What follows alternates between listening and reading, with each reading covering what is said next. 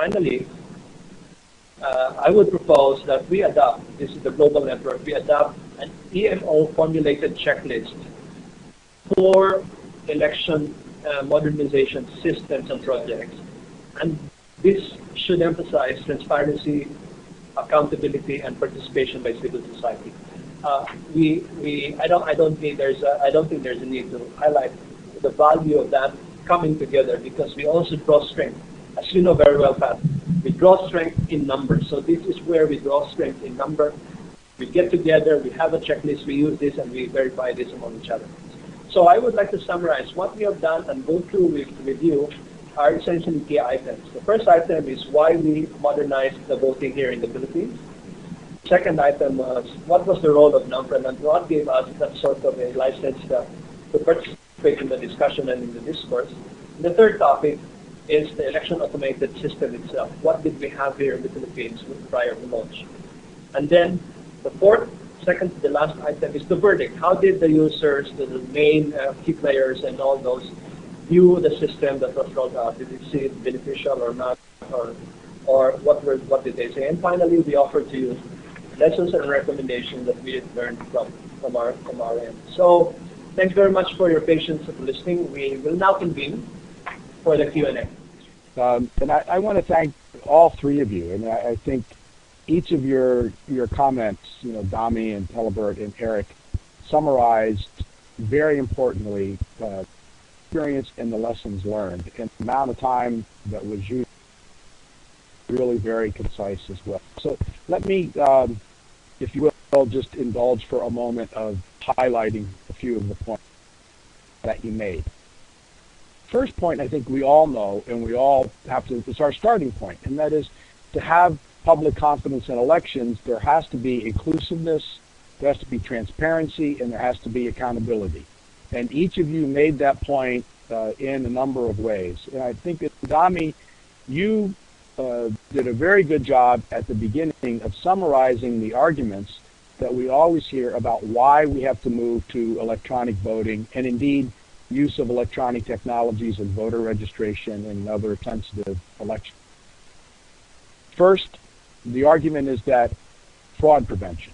Somehow this will magically prevent fraud in a number of ways. Second, speed argument. Third, the facilitating of voting. And fourth, reducing work.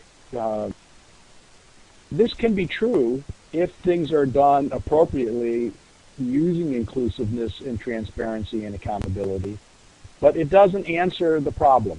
Fraud prevention. Yes, fraud can be done in each of the ways that you mentioned with paper ballots in the old system of voting. But programs can be rigged in electronic voting.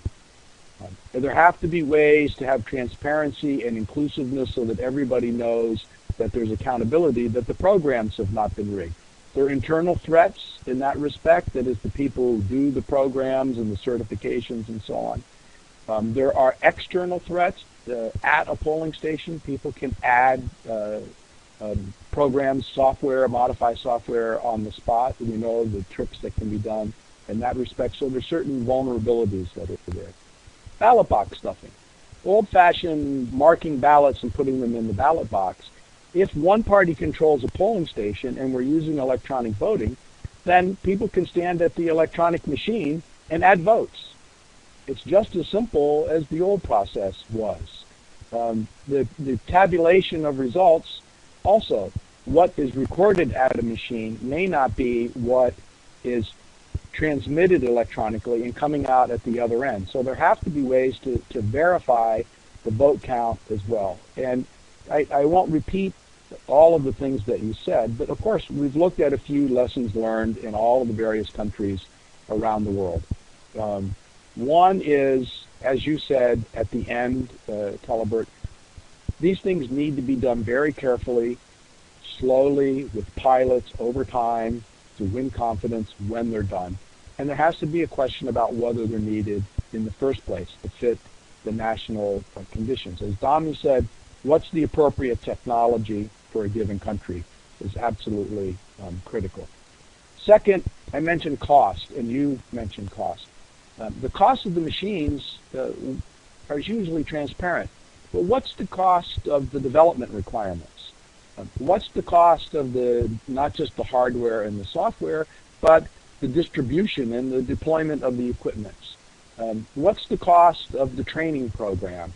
What's the infrastructure cost that's needed for the data transmission and other sorts of things? What about the storage of the equipment, the service and the maintenance? The costs, there are a lot of hidden costs that are involved in these things that have to be looked at. The other issue that you highlighted that's critically important is who really is in control. When we're using the old-fashioned system, the Election Management Authority, the EMB, is in control. In these situations, are they controlling the process, or is the vendor controlling the process? When you're in a polling station, do the poll workers really have control of the process that's underway, or are they somewhat helpless if things break down, or can they tell whether it's functioning properly or not functioning properly? If there are verified paper trails, and you mentioned using the optical mark scanning process versus the so-called VRE, electronic voting with no paper trail, provide you a paper. But the paper trail is not worth anything unless people actually check and verify the paper. So automatic audits that are done of the optical scanned ballots, whether or not there's a challenge to the election. And of course, the ability in the law and a practical procedure to be able to do recounts. Next, it's important that the count actually be done polling station by polling station so that people can verify what transpired, where they voted, and they have confidence and they know, and so that the parties and civil society can do their independent tabulations and checks are very important. You mentioned the source codes. I believe personally that open source and open data is the way to go. Many countries, of course, believe in proprietary information and proprietary ownership, including of these kinds of source codes. But even then, like in Belgium, there can be a college of experts appointed by civil society and the political parties in which they have complete confidence, who review all of these codes before the election, during the election, so they can tell that the same program actually is being used. After the election, there are a number of safeguards that can be put in place. And then so I'll end with saying I think there are probably 7 points in which nonpartisan and party monitors have to look at this question.